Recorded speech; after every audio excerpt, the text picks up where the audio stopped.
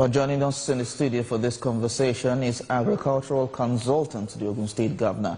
He's also the CEO of Revamp Farms, Wale Oyekoya.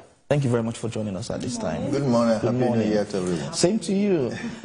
Yes, so we're in 2025, and of course it's fitting to talk about agriculture and how important is it to the economic growth. We have been talking about this for a very long time, and it seems like, does it seem that we have there's any headway in achieving food security in Nigeria?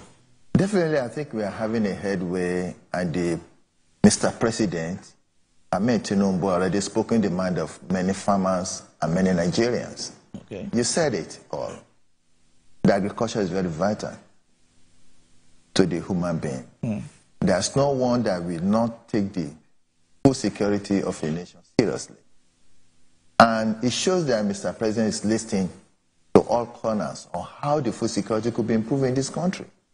I remember the last time we met, we were discussing that most of the power in the federal government should be devolved to the state government when it comes to food security, because you remember the 1978 Act of Land Use.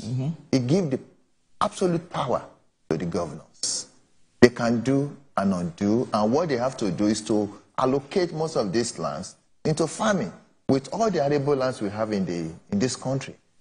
It's left to the hand of the governors, and some of the governors are taking the initiatives that, yes, it's time for us to boost the agricultural sector. Now, the power have gone to the state governors. Now, the state governors need to take the local government seriously. But we like it or not, everything is local. What they have to do now with the autonomy that we keep on talking about is when these local governments are able to use the power they have to empower their people through agricultural purposes. And through the Land Use Act, there's nothing that the federal government have to do with it. The only thing I'm begging the federal government is that there are some lands that the military keep on acquiring from the states. And according to the Act of 1970, all the powers left to the state governors. I give you an example of what happened in Lagos State. In 2023, in December, the Lagos State government have done very well to allocate some of the lands that have been given to the military since 1974 to some farmers, which I'm really involved. So the military just came in and took it over. But the president did something that I'm very happy about it, that he gave the power to the Minister of Agriculture that all the lands lying fallow in the military will be used for agricultural purpose. So what I'm just begging the state governor in Lagos State government is to remember the plight of the farmers that were displayed by the military in Lagos, especially in the Ekwe Axis. These people are idle. These are business.